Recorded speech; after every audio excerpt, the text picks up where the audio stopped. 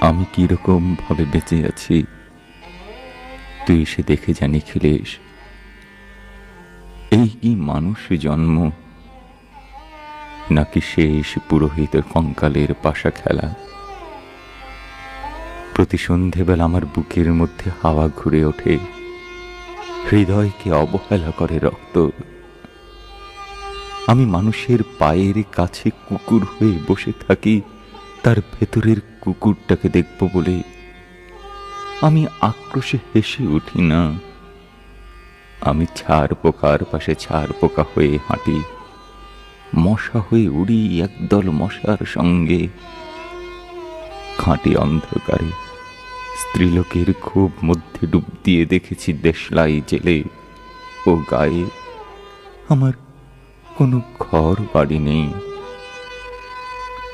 আমি স্বপ্নের মধ্যে